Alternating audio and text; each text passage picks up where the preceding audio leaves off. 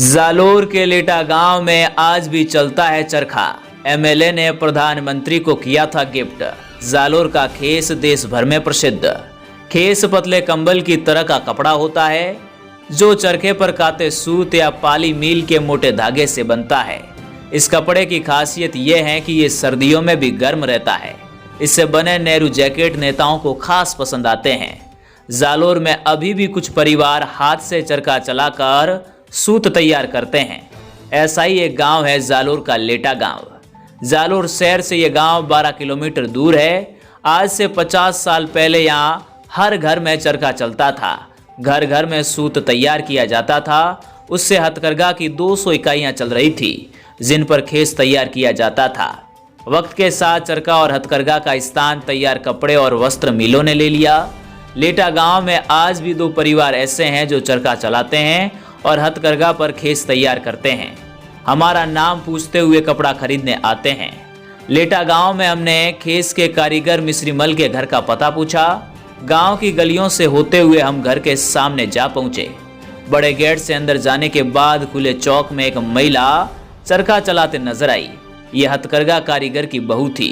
यहाँ चरखे पर सूत तैयार किया जा रहा था। पास ही के कमरे में हथकरघा की लकड़ी से निर्मित मशीन की आवाज आ रही थी।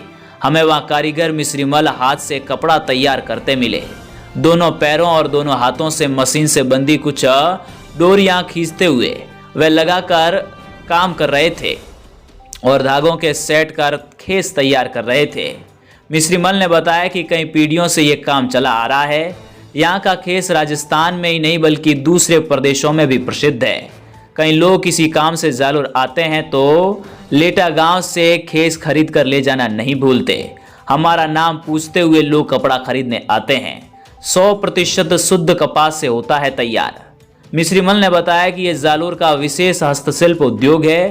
खेस एक तरह का पतला कंबल है जिसे हाथ से बनाया जाता है। इसमें किसी तरह के केमिकल या मशीनरी का इस्तेमाल नहीं किया जाता।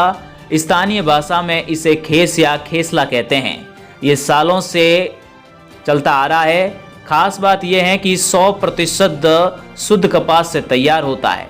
यह कपड़ा सर्दियों में गर्म और गर्मियों में ठंडा रहता है और सालों साल चलता है। इसका उपयोग हर मौसम में किया जा सकता है। इसके लिए पहले गांव में ही चरखे सूत हासिल हो जाता था, लेकिन चरखे अब खत्म के बराबर हो चुके हैं। ऐसे में इसके लिए धागा पाली की प्रसिद्ध महाराजा श्री उम्मेद मिल से मंगवाया जाता है। पक्के रंग के धागों की रील हथकरघों में फिट की जाती है। तारों को बुना जाता है, डिजाइन सेट किया जाता है और घंटों हथकरघे पर बैठकर कई दिनों में एक खेस तैयार होता है। इसमें किसी भी तरह के इलेक्ट्रॉनिक उपकरण का इस्तेमाल नहीं करते। हाथों से ही सारी प्रक्रिया होती है। 1500 से धागे एक साथ लगाए जाते हैं। मिस्त्री मल ने हमें खेस तैयार करने की प्रक्रिया के बारे में बताया कि बुनाई मशीन में 1500 धागे एक साथ लगाए जाते हैं। कारीगर कई घंटों की मेहनत से खेस तैयार करता है। एक जोड़ी खेस की कीमत 500 रुपये तक होती है। इन्हें अब ऑनलाइन भी खरीदा जाने लग चुका है। ये खेस 8 फीट लंबा और 4.5 फीट चौड़ा होता है।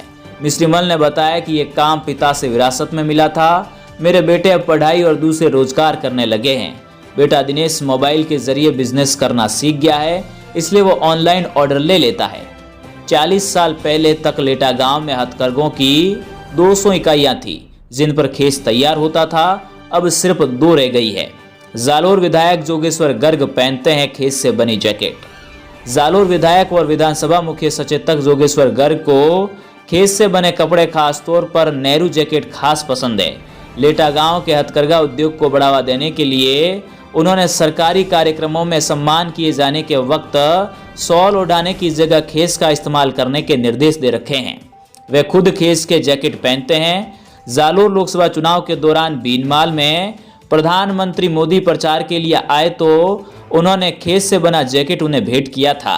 प्रदेश के नए मुख्यमंत्री भजनलाल शर्मा को भी उन्होंने खेस से बनी जैकेट भेंट की थी।